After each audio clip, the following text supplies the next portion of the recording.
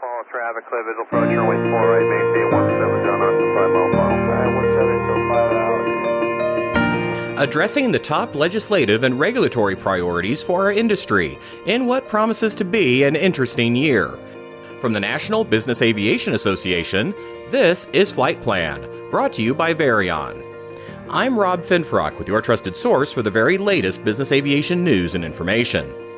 The 118th Congress reconvened earlier this year, along with many state legislatures. And as the saying goes on Capitol Hill, the most work gets done in the first 100 days. To detail what NBAA is doing to maximize that time on behalf of business aviation, I'm pleased to welcome today Christy Greco-Johnson, NBAA's Senior Vice President for Government Affairs, and Doug Carr, the Association's Senior VP for Safety, Security, Sustainability, and International Affairs. Christy, I think it's safe to say 2024 isn't going to be a standard year. Not only do we have a presidential election around the corner, we also have many statewide elections as well, and never mind all the House and Senate races underway. Does all that add anything particularly unique or challenging to this legislative environment? It definitely adds a layer of challenge. Congressional business tends to see a steep decrease in activity as the closer we get to Election Day. So I think some leaders believe that passing some packages could give their opponents an opportunity to meet their campaign promises. So the closer we get to November, the less activity we'll see in Congress, which can be a challenge this year when Congress is considering FAA reauthorization. Doug, I'd imagine this kind of heightened environment extends beyond Capitol Hill into discussions that you're having at the regional, national, and even international levels on some of these issues. It does, Rob, and something we've noticed, and I don't think this is surprising to many folks, that during an election year, the regulatory engine comes nearly to a stop. We will likely see in a couple more months, much of the administration's regulatory efforts slow down. And it is simply a reality of what a possible administration change means. The ability for a negative rule to affect the outcome of an election does not go unconsidered. And so generally what we see is administrations pulling back on a lot of progress on regulatory matters during elections to keep big regulatory challenges from becoming an election issue for the country. Which is why it's so important to get these issues into the conversation early in the year. Christy, what are some of NBAA's legislative priorities before Congress? NBAA's legislative priorities are really mostly captured in FAA reauthorization. The current authorization from 2018 was a 5-year-long authorization that first was set to expire in end of September 2023. And Congress has extended temporarily a couple times that authorization while they work on a new 5-year authorization. And within that are updates and new policies and programs to regulate the national aerospace system. So we are highly interested and engaged in Congress's consideration of FAA reauthorization. The House passed a really strong bill in July of 2023. It passed the House with a strong bipartisan vote of 351 to 69 and included the first ever general aviation title. As many know, the chairman of the Transportation and Infrastructure Committee responsible for considering this legislation is Sam Graves, a GA pilot himself from Missouri. And he often talks about how most people in aviation got their start in GA, whether you're a pilot or a mechanic or a dispatcher or another individual, you came to it through GA most likely. And in recognition of the importance of this sector, he established the first general aviation title that includes a lot of our priorities. priorities such as modernizing the FAA with directives to digitize systems that would reduce delays, enhance safety and efficiency, to improve the aeromedical policies and procedures at the FAA that we know can be pretty onerous and doesn't fully consider the modern aspects and treatments to things like mental health. Directing the FAA to modify and update the supplemental oxygen requirements for Part 135 operators. Also, strengthen air traffic controller workforce staffing that helps improve safety and efficiency in the NAS. Strengthen international engagement and enhance the programs that ensure that people that fly also enjoy a fundamental right to privacy. It's encouraging that we've now seen progress in the Senate on their FAA reauthorization bill. That's right. The bill passed out of the Senate Commerce Committee on February 8th by a voice vote. There were some contentious issues that held up progress on the legislation in the Senate. Issues such as pilot training, pilot retirement age, increasing the number of slots available at DC's National Airport. So those issues were resolved. The committee first met last June 2023 to take up the bill and then finally resolve those issues with their own version of FAA reauthorization. That was a critical path step to allowing both committees to come together and resolve the differences in their bills and combine them into one bill that both the House and the Senate will have to pass again before it's sent on to the president to be signed into law. Their goal, as Congressman Larson said recently, is to finalize the bill and pass it through both houses by March 8th, when the current authorization expires. We expect they'll make a lot of progress in the next few weeks, but they may need to do another short-term extension to give the staff and the members enough time to finalize the bill and get time on the floor to pass the legislation. We'll be back with more areas of focus for business aviation in these first 3 months of 2024, following this word from our sponsor. Take your aviation operations to new heights. Introducing Varion, formerly known as ATP, your ultimate partner in achieving maximum aircraft uptime. At Varion, we understand the challenges faced by everyone in aviation. Our industry-leading technology solutions revolutionize aircraft management, so there's no more waiting, no more wondering, and no more wasted effort. Get real-time visibility of your maintenance, inventory, operations, and regulatory data right at your fingertips with an easy-to-use system, backed by a team of experts with deep aviation knowledge offering 24/7, 365 support. After 50 years in the business, we have built a growing reputation for getting our customers more aircraft uptime. That's why thousands of aircraft operators worldwide have already discovered the power of Varion. Say goodbye to downtime and hello to increased efficiency and profitability. Visit Varion.com to learn more. Varion, let's get you more uptime. We're back with NBAA's Christy Greco-Johnson and Doug Carr, and our discussion on NBAA's legislative and regulatory priorities in the first 100 days of 2024. Doug, what are some of the issues that have been in focus in your discussions with state, national, and international officials? We're in an election year. We know that there's going to be a lot of campaigning happening this year, and unfortunately with campaigning comes temporary flight restrictions. We're expecting a whole host of TFRs to be deployed in support of campaigning, and that will have a real effect on our industry as the campaign season continues. We are working with the Transportation Security Administration, TSA, to explore ways to allow operators greater access to the airports that are affected by TFRs, and hopefully will result in fewer operations being kept out of the airspace while VIPs are traveling. But it's definitely a real consideration for us this year. Moving beyond the election season, there's a whole host of regulatory issues that are keeping the NBAA team busy.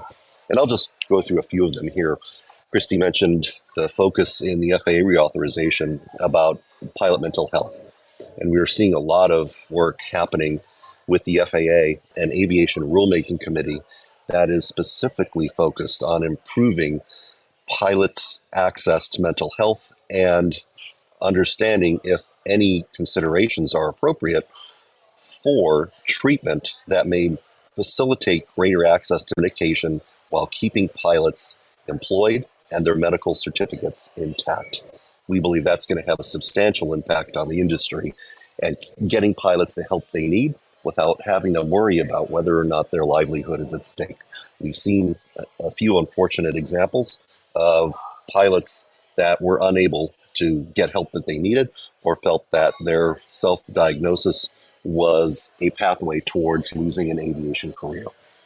Beyond pilot mental health, we are seeing a few other areas of note. With the FAA, our team is continuing to grow the number of aircraft that have an FAA-approved standard training curriculum.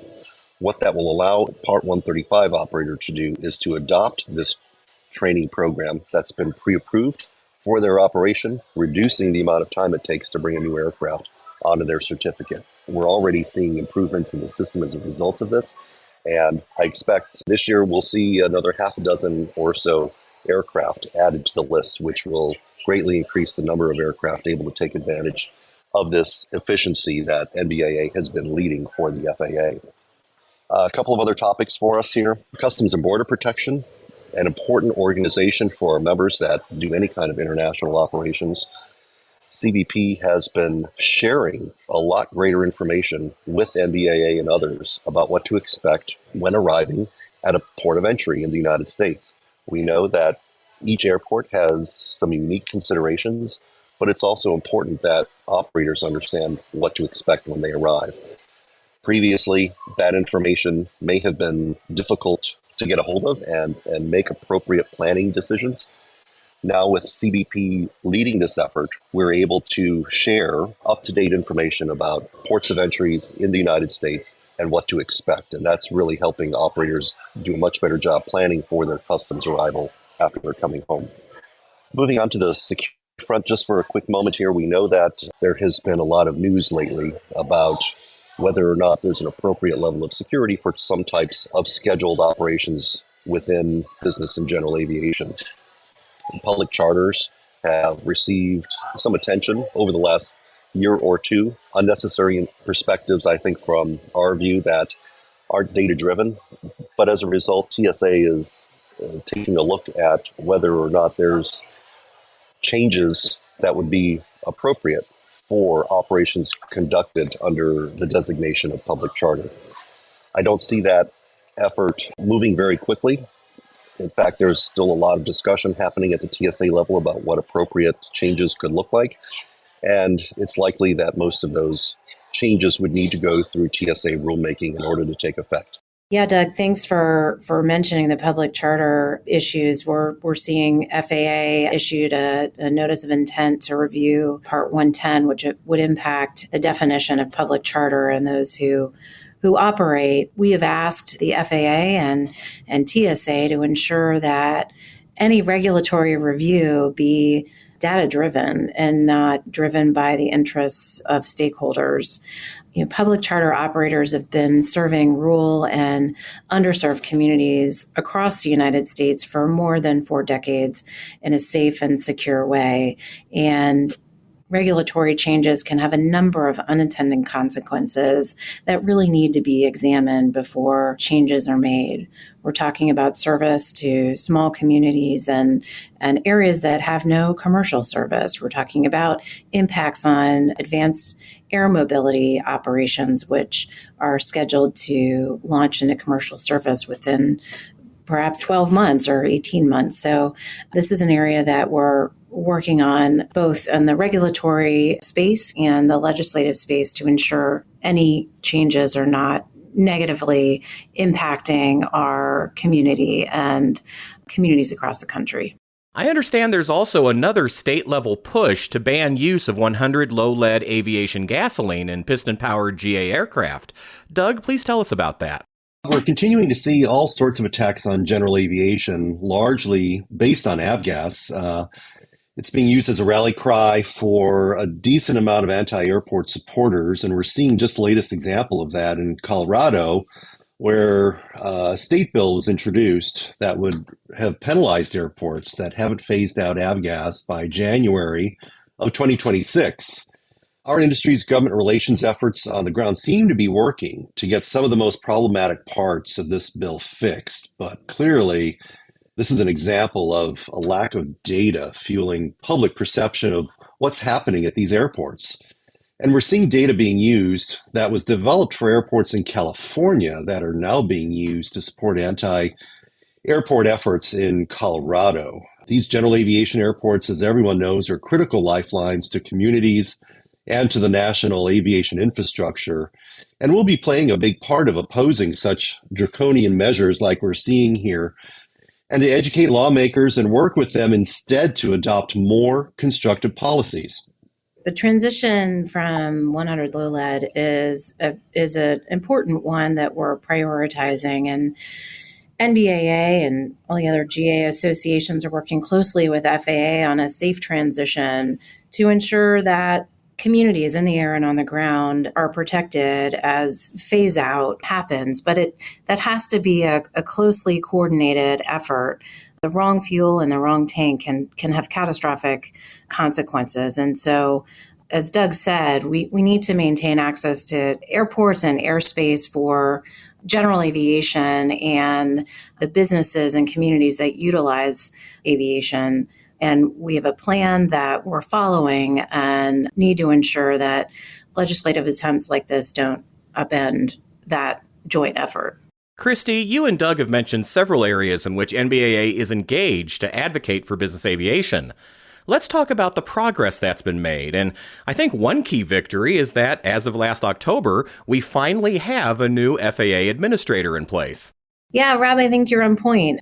We have a new FAA administrator in Mike Whitaker, who himself is a GA pilot and understands not only the national airspace system as an operator, but, was deputy administrator at the FAA and understands how to work within the agency to make change and progress for the FAA. We have a strong relationship with Mike Whitaker and looking forward to working with him on our priorities. We have a number of priorities included in both the House version and the Senate version of FAA reauthorization. And it was a major significant milestone for the Senate Commerce Committee to move a bill that allows both houses and the overall reauthorization process to move forward, which I expect to happen pretty quickly. So I think we have a lot of things that we're watching closely, ensuring stay in those bills, and hopefully later this spring we'll have a lot to celebrate. And Doug, I know the association is also working to educate the public and inform their perceptions of business aviation.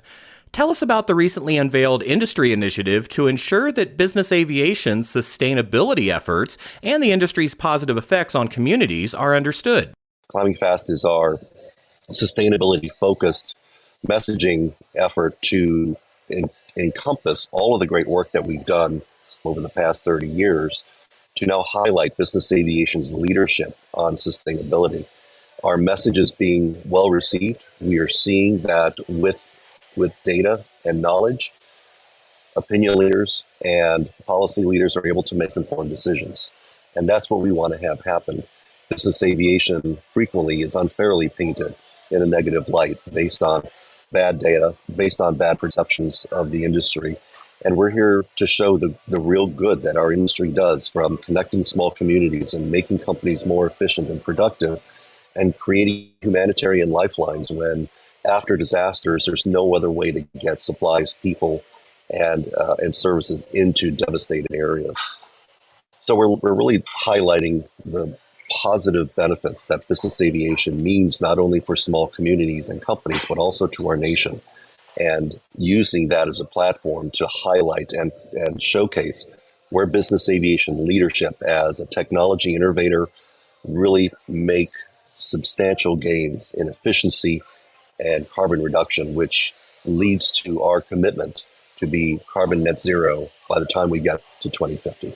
We'd encourage everyone to go to climbingfast.com and learn more about the initiative. It's an effort that's supported by 11 GA associations. This is a group effort and a full court press, as Doug said, on educating policymakers and opinion leaders on our leadership in sustainability.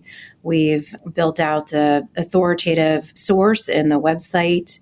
We have briefed members of the House of Representatives in January, and I think meaningfully there was a lot of attention on emissions and the role of business aviation around the Super Bowl. And it was a useful campaign poised and ready to respond to the questions that came around that high-profile event.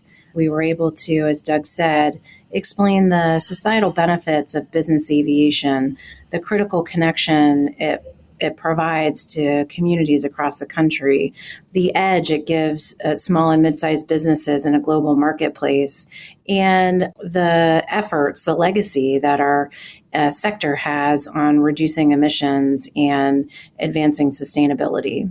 So again, please go ahead and visit climbingfast.com to learn more and figure out how you can get engaged in the initiative. And speaking of engagement, Christy, how else can NBAA members help to support these efforts and lend their voices to the discussions you're having on Capitol Hill? Please engage. Members of Congress respond to their constituents. They're very focused on what their constituents think. So your voice does matter in Congress. Stay up to date by signing up for NBAA's Insider Daily, where you'll see the latest news and advocacy efforts. Sign up for our press releases that'll keep you up to date on the progress of our advocacy efforts. And please, when we do reach out to our members and ask for your help in sharing your opinion with Congress, please respond to those engagements through voter voice and tell your members of Congress where you stand. We'll be doing an action as we get closer to passage of FAA reauthorization through voter voice, asking members to pass that FAA reauthorization bill with a strong general aviation title. We've seen so many times how effective it can be to have the business aviation community lend their voice to the chorus supporting these initiatives. It really does make a difference. I'm glad you said that, Rob. I spent most of my career, nearly 25 years, on Capitol Hill, and general aviation, business aviation has a strong reputation on the Hill for its activism. And when they feel strongly about an issue, they'll use their voice. So there is strength in numbers. And I want to thank our members and the GA community for the partnership we've had over the years in ensuring that our voice is heard and we're maintaining access to the airports and airspace and creating an environment where business aviation can thrive. NBA spends a lot of time behind the scenes trying to ensure that regulations as they're proposed actually attempt to help make the industry better. When those proposals come out, member engagement, as Christy indicated, is critical, and providing that feedback to the agency, whoever it might be, is important for them to hear what the impact of some of these proposals really mean. We encourage members to participate, and we help members to connect directly with the regulatory tools and dockets that are used in making these rules. Rulemaking successes, they're measured in years. It's difficult to measure these wins week to week or month to month. A lot of time goes into crafting, developing, reviewing, submitting, analyzing rules before they come out, because we know how hard it is to change them when they come out. So member input and member feedback is a critical process for us.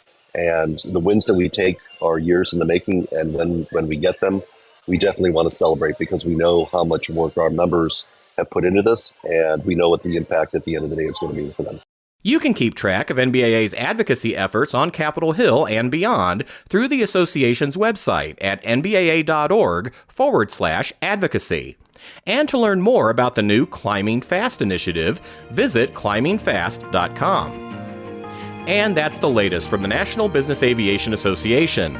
Remember, you can subscribe to all Flight Plan episodes at Apple Podcasts, Google Podcasts, and Spotify, or wherever you find your favorite podcasts, including by asking your virtual assistant or connected device. Of course, you can also download Flight Plan directly from NBAA.org. I'm Rob Finfrock. Thanks for listening, and join us next time for a new episode of Flight Plan.